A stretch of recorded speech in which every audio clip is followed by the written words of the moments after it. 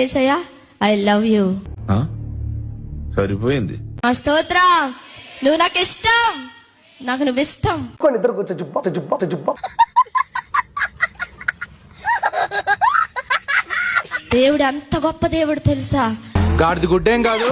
ఎంత గొప్ప దేవుడు అంటే అది ఇప్పటికీ నాకు ఆశ్చర్యమే. నాకు ఇప్పటికీ చెప్పినా అండి, చెప్పు. నా బాడీ అదొకలా అయిపోద్ది. అంటే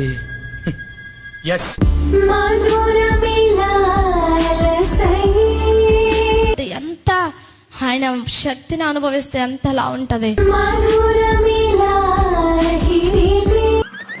నాకేం తెలియదు. అయ్యో అబ్బాయి,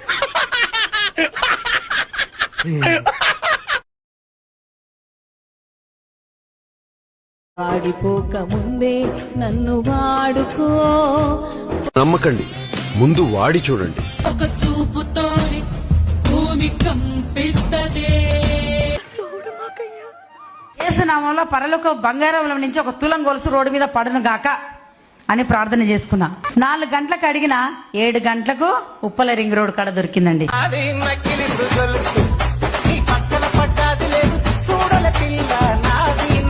ఇంకొక రోజు ఇట్లా నడుస్తూ యేసునామంన నాకు ఒక 200 అయితే బాగుండు అనుకుంటే నడుస్తా ఉన్నా. డబ్బులు ఎవరికి ఊరికే రావు. ఇక్కడ మాట్లాడుకుంటే అంత దూరంలో 200 పడినాయి.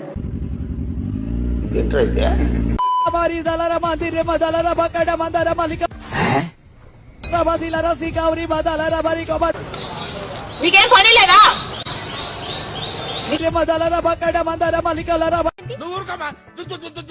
ఒంట్లో ఉన్న వ్యక్తి నువ్వెవరివే? దయ్యానివేనా? గల్లీ దయ్యానివా, ఢిల్లీ దయ్యానివా? నీకెందుకయ్యా అవన్నీ? నువ్వు నీ పని నువ్వు చూసుకో.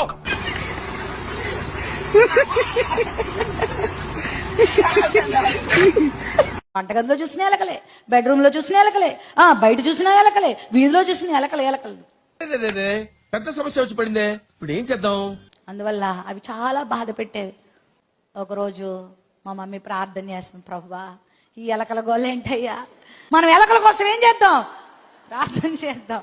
ఓహో, నమ్ముతున్నారా? ఆ 2వ రోజు నుంచి ఎలకలే కనబడలేదు ఈ రోజు వరకు కూడా. హల్లెలూయా, అద్భుతం. బ్లెస్సీ గారిని అడగాలి, మన ఇంట్లో కానీ ఎలకలు ఏమన్నా వస్తుంది? లేవు, రావేగా. మాకు నమ్మకం లేదు దొరా, ఏమనుకో. ఎందుకో చెప్పండి. అప్పగించబడ్డ ఎవరి చేతుల్లోకి?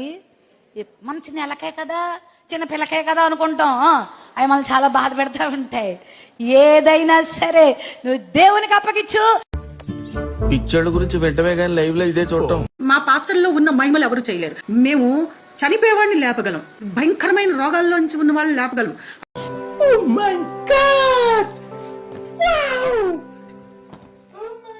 అలానే అడ్డమైన వాళ్ళు కాదు, నిష్ఠా గరిష్ఠులైన పాస్టర్ల సంగతి నీకు తెలుసా? మేము శపిస్తే తిరిగి లేవవు నువ్వు, కానీ నువ్వు శపిస్తే మాకేం కాదు.